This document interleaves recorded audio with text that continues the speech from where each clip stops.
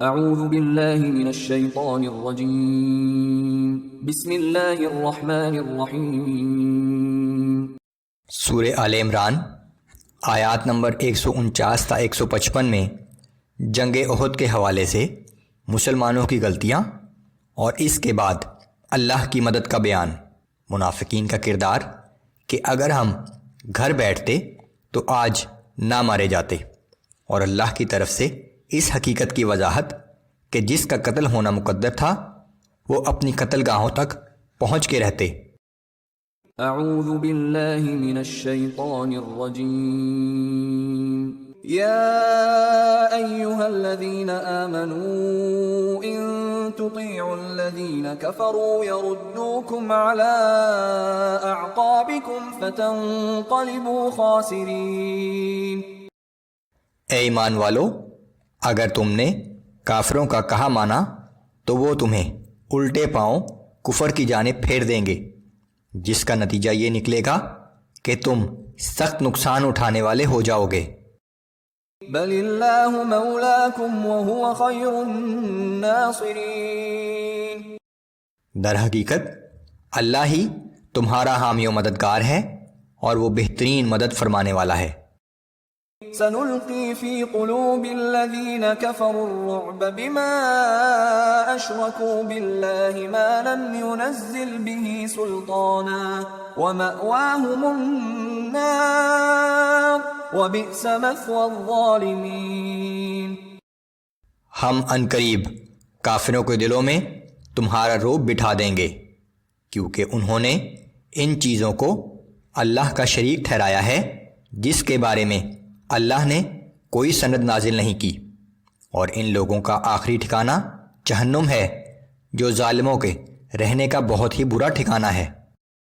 وَلَقَدْ صَدَقَكُمُ اللَّهُ وَعْدَهُ إِذْ تَحُسُّونَهُم بِإِذْنِهِ حَتَّى إِذَا فَشِلْتُمْ وَتَنَازَعْتُمْ فِي الْأَمْرِ وَعَصَيْتُمْ مِنْ بَعْدِ مَا أَرَاكُمْ مَا تُحِبُّونَ۔ اور بے شک اللہ تم سے تائید و نصرت کا کیا ہوا وعدہ پورا کر چکا تھا، جب ابتدا میں تم کافروں کو اس کے حکم سے بے دریغ قتل کر رہے تھے، یہاں تک کہ تم نے خود کردار کی کمزوری دکھائی اور رسول صلی اللہ علیہ وآلہ وسلم کے حکم کی تعمیل میں باہم جھگڑنے لگے، جب اللہ نے تمہیں وہ چیز دکھا دی جس کی تمہیں بہت تمنا تھی کہ اپنی فتح اور دشمن کی شکست۔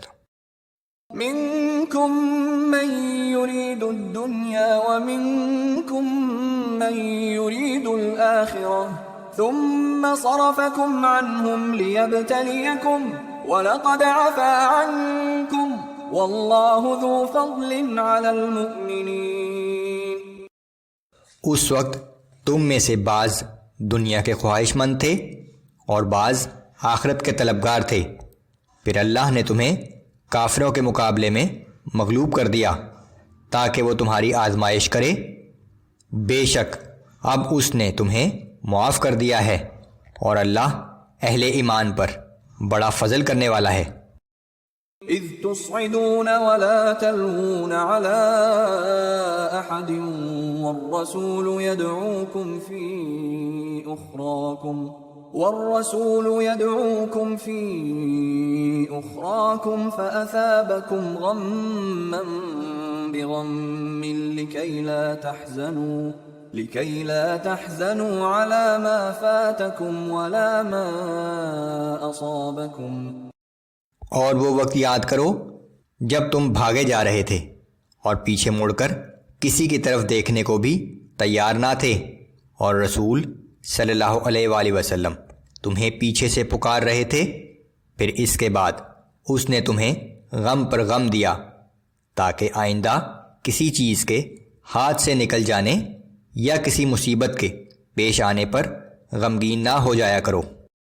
واللہ خبیر بما تعملون۔ اور جو کچھ تم کرتے ہو اللہ اس سب سے باخبر ہے۔ ثم انزل علیکم من بعد الغم أمنة نعاسا يغشى طائفة منكم وطائفة قد أهمتهم أنفسهم يظنون بالله غير الحق ظن الجاهلية. پھر اللہ نے اس غم کے بعد تم میں سے ایک گروہ پر غنودگی کی شکل میں تسکین نازل کر دی، جبکہ دوسرے گروہ کو صرف اپنی جانوں کی فکر پڑی ہوئی تھی.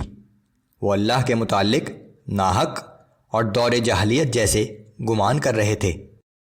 يقولون هل لنا من الأمر من شيء قل إن الأمر كله لله. وہ کہتے ہیں کہ کیا اس معاملے میں ہمارا بھی کوئی عمل دخل ہے؟ آپ فرما دیجئے کہ اختیار تو ہر چیز کا اللہ ہی کے ہاتھ میں ہے. يخفون في أنفسهم ما لا يبدون لك يقولون لو كان لنا من الأمر شيء ما قتلنا هاهنا. یہ لوگ اپنے دلوں میں وہ باتیں چھپائے ہوئے ہیں جو آپ پر ظاہر نہیں کرتے. در حقیقت ان کا کہنا یہ ہے کہ اگر اس کام میں کچھ ہمارا مشورہ مانا جاتا تو ہم اس جگہ قتل نہ ہوتے. قل لو كنتم في بيوتكم لبرز الذين كتب عليهم القتل إلى مضاجعهم وليبتلي الله ما في صدوركم وليمحص ما في قلوبكم والله عليم بذات الصدور. آپ فرما دیجئے کہ اگر تم اپنے گھروں میں بھی ہوتے تب بھی جن کے لیے قتل ہونا مقدر ہو چکا تھا وہ ضرور اپنی قتل گاہوں تک جا پہنچتے، اور یہ معاملہ اس لیے پیش آیا کہ جو کچھ تمہارے سینوں میں ہے اللہ اسے آزمائے، اور جو وسوسے تمہارے دلوں میں ہے انہیں صاف کر دے، اور اللہ دلوں کا حال خوب جانتا ہے.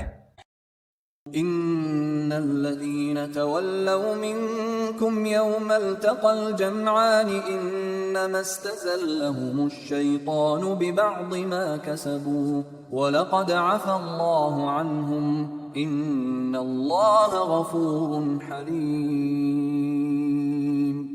بے شک تم میں سے جو لوگ اس دن بھاگ کھڑے ہوئے تھے جس دن دونوں فوجیں مقابلے کے لیے نکلی تھیں، تو ان کی اس لغزش کا سبب یہ تھا کہ ان کے بعض گناہوں کی وجہ سے شیطان نے ان کے قدم ڈگمگا دیے تھے. بے شک جن سے لغزش ہوئی تھی اللہ نے انہیں اب معاف فرما دیا ہے. یقیناً اللہ بہت بخشنے والا اور بڑے تحمل والا ہے.